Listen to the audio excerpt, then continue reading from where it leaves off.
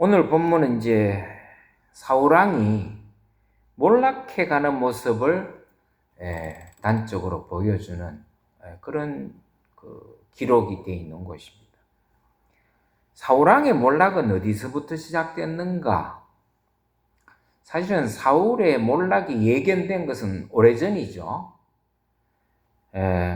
그때가 언제입니까? 하나님께서 정하신 규례, 말씀을 어기고 제사를 지냈던, 자기 마음대로 제사를 지냈던. 원래 하나님께 제사는 누구밖에 못 드립니까? 하나님이 정한 사람, 사무엘밖에, 제사장이나 사무엘밖에 제사를 못 드리게 돼 있는데 사울왕이 그냥 제사를 지내버리죠. 자기 마음대로. 그건 다른 말로 불순종이다. 불순종. 하나님께서 금하신 것을 어긴 데서부터 사울의 불행은 시작됐다. 얼핏 생각해 보면 그 당시에 사울왕의 입장에서 보면 이해 못할 것은 아니에요. 충분히 이해는 되죠. 왜냐하면 지금 블레셋하고 전쟁이 눈앞에 있는데, 원래 이스라엘 사람들은 전쟁하기 전에 하나님 앞에 반드시 제사를 지냈거든요. 근데 선지자 사무엘이 와서 제사를 지내야 되는데, 하나님께 예배 드리고 지내야 되는데 안 오니까 늦었단 말이에요. 그러니까 지금 곧 전쟁은 해야 되겠고, 저기서 적군이 몰려오는 것 같고, 또 우리는 여기서 빨리 하나님께 예배 드리고 나가서 싸워야 되는데 사무엘이 안 오니까 사울왕으로서는 다급한 거죠. 그래서 사울왕이 제사를 집전해버렸잖아요. 어떻게 보면은 사울의 입장에서 보면은 억울할 수도 있는 거예요. 그런 상황에서 자기가 하나님 앞에 예배를 집전을 했으니까. 그리고 다른 것도 아니고 예배 드렸잖아. 하나님 앞에서. 예배 드리는 거예요. 제사 드리는 거였어요. 그게 잘못됐나? 예를 들어서 이런 거예요. 이제 예배 시간에 예배할 시간이 됐는데 제가 늦었어요. 제가 예배를 다 집전을 하고 해야 되는데, 집례를 해야 되는데, 아니 말이지, 예배 시간 다 됐는데도 제가 안 나타났어. 그래서 기다리다가 못 해가지고 여러분들 중에 뭐 연장자 또 혹은 우리 장로님이 중직자고 하니까 목사님이 이렇게 늦어서 못 오시니까 제가 대신 집례하겠습니다 하고 집례한 것과 똑같은 거예요. 예배를. 틀렸어요? 잘못됐어요? 틀렸어요? 잘한 거예요? 목사가 안 왔어, 예배 시간에. 근데 목사 외에 다른 대안이 없는 거예요. 그래서 기다리다가 못해서 어느 장로님이 그러면 내가 대신 집례하겠습니다 하고 여기 와서 예배 다 인도하고 설교하고 축도까지 하고 다 끝났어. 목사가 잘못한 거예요? 장로님이 잘못한 거예요? 얼핏 보면 목사가 잘못한 거지. 왜? 예배 시간에 목사가 늦으면 되냐고. 목사가 빨리 와서 준비해야지. 그러니까 그게 목사님이 안 와서 장로님이 예배 집례를 했는데 그게 그렇게 잘못됐냐? 요즘 같으면 충분히 그런 얘기 할 수 있겠죠. 그렇게 생각했을 거예요. 여러분들은 어떻게 생각해요? 목사가 주일날 예배 집례를 다 해야 되는데 목사가 아무 연락도 없이 안 왔다 이거야. 그럼 어떻게 해야 되겠어요? 기다려야 됩니까? 목사가 올 때까지 기다리겠어요? 아니면 그냥 누구라도 여기 와서 예배를 집례해야 되겠어요?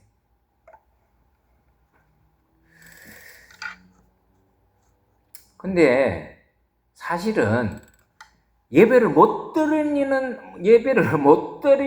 한이 있더라도 사실은 목사를 기다려야 되죠.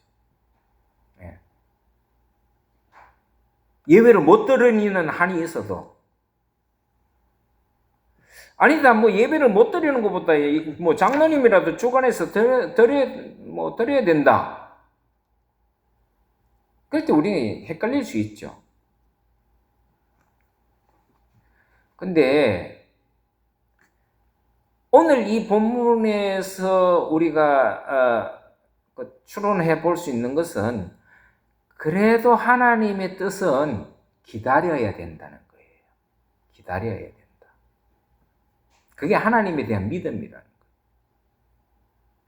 늦은 사무엘에 초점을 맞추면 늦은 사무엘 때문이다라고 말할 수 있지만은 하나님은 그 예배의 주체는 사무엘이 아니라 하나님이시기 때문에, 예? 하나님께서 그러면 안 된다라고 하는 게, 예? 하나님께서 그렇게 하면 안 된다. 사무엘이 올 때까지 기다려야 된다. 그 기다리는 게 우선이다. 왜냐하면 하나님께서는 제사장 외에는 절대로 제사를 못하게 했으니까. 그러니까 하나님의 규례라는 거죠. 하나님이 정하신 규례를 지켜야 되는데 사울왕이 그걸 깼거든요. 그러니까 그 규례를 지키는 것이 사실 하나님에 대한 믿음이에요. 규례를 지키는 것이. 왜? 하나님께서 그렇게 하라고 그랬으니까. 근데 사울왕은 그 규례를 깨버렸죠. 왜요? 조급증이 난 거야. 조급증이. 자신을 먼저 생각한 거예요. 그러니까 사울이 오기 전에 조금 더 기다려도 되는데 설사 저기서 전쟁이 시작됐다 하더라도 하나님께서는 지켜주실 거다라는 믿음을 갖고 기다렸어야 되는데 그러지 못했다.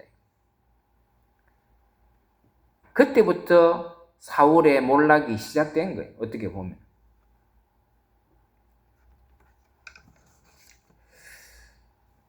오늘 여기 보면 이제 그런 어떤 그 사울의 몰락의 이제 전조증상이 이미 오래전에 있었고, 또 오늘도 여기 보면은 또 사울이 몰락하는 어떤 그 사유가 나와요. 사울이 몰락하는 것은 첫째는 불순종이고, 두 번째 사울이 몰락하는 사유가 뭐냐? 오늘 여기 본문에 나오는데 시기와 질투였어요. 블레셋과의 전쟁에서 이스라엘이 이겼죠. 누구의 공입니까? 철저하게 다윗의 공이에요. 그래서 백성들이 오늘 여기 본문에도 나왔지만 외치기를 뭐라고 외칩니까? 사울이 죽인 자는 천천밖에 안 된다. 그러나 다윗이 죽인 자는 만만이다. 노래를 하는 거예요. 다윗이 죽인 자는 만만이요 사울이 죽인 자는 천천이다. 이 소리를 사울왕이 들었어요. 오늘 본문에 보면은 사울왕이 그 소리를 듣고 어떻게 생각했어요? 기분 나쁘게 생각한 거예요. 기분 나쁘게.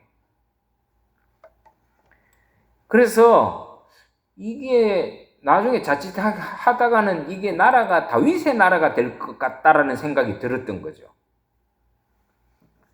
그래서 이 소리를 들은 사울왕이 눈이 돌아가기 시작합니다. 왜요? 이유가 어디 있어요? 사울왕의 질투와 시기심 때문에. 이거 조심해야 돼요. 근데 지금이나 그때나 이런 예는 많아요. 예를 한번 들어볼게요. 뭐 우리 교회는 부목사들이 없죠. 뭐 부교육자도 없고 한데 다른 큰 교회는 보면은 담임 목사가 있고 부교육자가 뭐 여럿 있는 교회도 많아요. 근데 담임 목사보다 부목사들 중에 아니 말이죠. 설교도 잘하고 교회 일도 잘하고 모든 것을 담임 목사보다 뛰어난 거예요. 모든 것에서. 그러니까 그 소문이 이제 성도들 간에 이 도는 소문, 아이고 야 우리 그 어떤 부목사님 참 설교도 잘하고 일도 잘하고 교회 일도 너무 잘하고 우리 담임 목사님보다 더 낫다 라는 이 얘기가 돌다가 나중에 담임 목사님 귀에 들어갔어요. 그러면은 담임 목사님은 기분이 좋겠어요, 나쁘겠어요? 나쁠 수 있죠. 예, 나쁠 수 있어요. 근데 진짜 담임 목사님이 정말 좋은 목회자라면, 하나님의 일꾼이라면은 그럴 때 어떻게 생각해야 돼요? 야, 저거 빨리 내보내야 되겠다, 이 생각을 하는 게 맞을까요? 진짜 좋은 목사님이라면은, 담임 목사님이라면, 그 목사 잘 키워야 되겠다. 잘 키워야 되겠다. 우리가 잘 키워야 되겠다. 그게 정상인 거지. 예? 저 잘라버려야 되겠다. 빨리 내보내야 되겠다. 이 생각보다, 저 부목사 잘 키워가지고, 우리 교회가 정말 바로 서가는데, 정말, 인재로 우리가 키워야 돼. 이 생각이 맞다는, 이 생각이. 근데 대부분 목회자들이 그렇게 잘 안 해요. 부목사들이 뛰어났다 그러면은 은근히 시기하고 질투가 생겨요. 근데 그러면은 그때부터 문제가 생기기 시작한다. 부목사는 담임 목사를 앞서면 안 된다. 보통 그렇게 담임 목사가 생각해요. 이게 문제예요. 제가 신대원에 이제 시험을 치고 면접을 보는데, 이제 여러 명 쭉 앉아서 이제 테이블 앞에서 앉아갖고 이제 면접관 앞에서 면접을 봐요. 신학교도 면접이 있어요. 그 당시에 우리 때는. 그 면접을 이렇게 보는데, 내가 제 옆에서 면접 보는 소리가 딱 제 귀에 들린 거예요. 그 면접관이 입학생한테 질문을 해요. 무슨 질문을 하냐면은, 전도사님은 나중에 목사가 돼가지고, 부목사가 돼가지고, 어느 교회에 부목사로 가게 되면은, 담임 목사님에 대해서 부목사는 어떻게 해야 된다고 생각하느냐? 근데 내가 저도 면접을 보고 있었기 때문에 정확하게 기억은 안 나는데, 이제 입학생이 뭐라 그랬다고요. 근데 내가 잊혀지지 않는 말이 있어요. 그 면접관이 딱 하는 첫 마디가, 부목사는 담임 목사의 비서 역할을 해야 된다. 비서다는 거예요, 비서다. 내가 그 소리를 듣고 조금은 충격을 받았어요. 물론 하는 역할 중에서 비서 역할도 있겠죠. 물론 일하다 보면은. 근데 부목사를 비서다라고 규정 지어버리고 비서같이 일해야 된다 이래버리면, 이게 하나님의 부르심을 받은 목사가 이게 종이 되어버리는 거예요.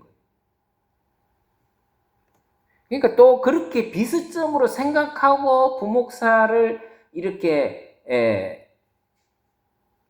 부리는 그런, 부린다는 거는 좀 말에 어폐가 있지만, 일을 시키는 담임 목사도 있어요. 부목사를 비서처럼 여기는. 그래서 어디 가면은, 저도 그런 일을 많이 했어요. 담임 목사 차, 운전 제가 해가지고 어디 가자 그러면 가고, 물론 갈 수 있는 거죠. 근데 부목사들이 좀 쉬어야 되는 월요일 날에도 불러내가지고 내 차 좀 끌고 같이 어디 가자 그러면 가야 되는 거예요. 갈 수 있다 이거예요. 근데 그 근본 베이스, 깔려있는 베이스가 뭐냐면은, 부목사는 담임 목사의 비서다라는 거예요. 비서다. 과연 그렇냐? 그렇지 않은 거예요. 그렇지 않습니다. 여러분, 부목사도 목사 안수를 받으면 같은 목사예요. 직책상 부목사, 담임 목사 이렇게 되어 있는 거지, 상하관계가 아니에요. 엄격하게 말하면 수직관계가 아니에요. 목사는, 담임 목사든 부목사든 목사가 되면, 하나님의 부르심을 받은 목사가 되면, 주의 종이 되면 다 같은 동력자예요. 동력자.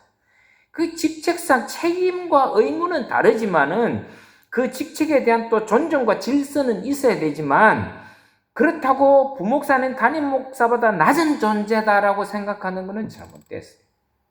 근데 오늘날 많은 지금 한국 교회들은 부목사는 담임 목사의 심부름꾼쯤으로 여기는, 비서쯤으로 여기는 경향이 상당히 짙어요. 그러니까 함부로 대하죠. 함부로 대. 얼마 전에도 뭐 그런 일이 있었잖아요. 아주 부목사를 그냥, 그런 그 교회 담임 목사들이 종종 있어요. 아직까지도 있어요. 그러니까 그런 생각은 잘못됐다. 모두가 동력다. 사도 바울 보세요. 우리가 매주마다 요즘 디모데서를 강의하고 있지만은 사도 바울은 디모데를 아들처럼 여겼다. 아들처럼. 아들처럼 여긴 거예요. 동력자로. 그래서 항상 동력자로 얘기해요.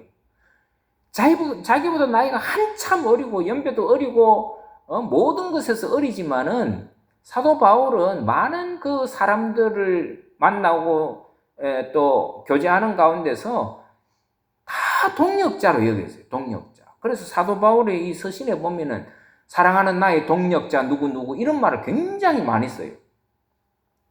디모데에게도 동력자라고 얘기해요. 내 아들과 같은 동력자인 거예요. 비서가 아니에요. 나의 종이 아니라고. 근데 보통 그렇게 생각하죠. 그러니까 부목사가 인기가 좋거나 능력이 많으면 담임 목사가 시기하고 질투하고. 그러니까 오늘 이 사울 왕도 그런 거예요. 다윗이 적장을 물리치고 말이죠. 이스라엘을 구하면 진짜 하나님께서 저 다윗을 정말 사랑하시는구나. 그럼 어떻게 돼요? 잘 보호하고 또 다윗을 잘 키우도록 노력해야 되잖아요. 근데 어떻게 생각해요? 경쟁자로 생각하는 거예요. 자기 나라를 빼앗을 경쟁자로 생각한다. 그래서 시기하고 질투하면 뭐가 생기냐면은 경쟁심이 생겨요. 경쟁심이. 이거 경쟁할 게 뭐 있어요? 이게 못난 거죠. 그래서 목회도 사실 우리가 지금 참 우리 목회자들이 많고 교회가 많은데 이게 좀 보면은 비슷한 목사님들 이렇게 만나면은 경쟁심이 강해요. 경쟁의식이 있어요. 제가 예전에 어떤 그 교회에 있었는데 그 교회가 건축을 했어요. 그래서 건축을 교회 안에서 이제 좀 규모가 있는 교회인데 좌석을 그러니까 천사를 의미하는 1004개의 그 의자를 만들었어요. 그러니까 1004명이 앉을 수 있는. 근데 옆에 다른 교회 또 아시는 목사님도 리모델링을 하면서 교회를 좀 이렇게 새롭게 했는데 거기는 몇 석을 했느냐? 1005석을 한 거예요. 왜 그렇겠어요? 저기보다 우리가 더 한 석 많다. 이게 진짜 말도 안 되는 소리지만 예전에는 그런 일도 있었어요. 그러니까 목회자들이 선의의 경쟁은 필요하죠. 근데 이게 뭐 인기 경쟁 이런 게 너무 많아요. 저 교회하고 우리 교회하고 규모가 비슷하면 뭐 저 교회를 이겨야 되는 것처럼 막 닥달을 하고 그게 뭐예요? 그 시기와 질투에서 나오는 경쟁심 때문에 그렇다. 그게 몰락의 원인이에요.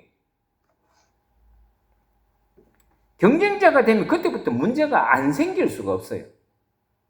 지금 사울 왕이 다윗을 뭐로 봤어요? 경쟁자로 보는 거예요. 경쟁자로. 왜요? 시기 질투 때문에. 지금 다윗의 나이가 겨우 청소년 나이잖아요. 15세 뭐 그래봤자 15세 좀 넘는 청소년 나이예요. 사울 왕은 나이가 훨씬 많죠. 할아버지 뻘인데. 근데 거기에서 경쟁심을 가지게 되더라요. 그러니까 사울 왕이 몰락할 수밖에 없죠. 근데 우리가 이런 것도 생각해 봐야 돼요. 뭐 같은 목회자들끼리도 그렇지만은 목사와 성도 간에도 마찬가지예요. 어느 제가 교회에 있었을 때 그런 일도 있었어요. 성도가 목사보다 뛰어나요. 성경 공부도 잘 가르치고 말이죠. 뭐 교회에서 보면은 존경도 받고 성도들한테 존경도 받고 인기가 많아. 뭐 인기라 그럴 거는 뭐 좀 표현이 이상한데 교인들이 존중하는 거예요. 존경하고 담임 목사보다 더. 보통은 보면 담임 목사님을 존중하고 존경하고 이런 분위기인데 그 교회는 담임 목사보다 이 성도 장로님을 더 존중하는 거예요. 그러면 안 돼요? 장로가 담임 목사보다 더 존경받으면 안 되냐고. 사랑받으면 안 되느냐고. 받아도 돼요. 응? 아니 더 뛰어나면 담임 목사보다 더 뛰어나고 그 하면 또 존경받을 만한 인격이고 그러면은 존중하고 존경하는 거죠. 근데 우리는 성도가 목사보다 더 은사가 뛰어나면 안 봐줘요. 그 꼴을 못 보는 거예요. 아니 성도가 목사보다 더 능력이 많고 은혜가 많으면 그게 나쁜 거냐고. 나쁜 거 아니거든요.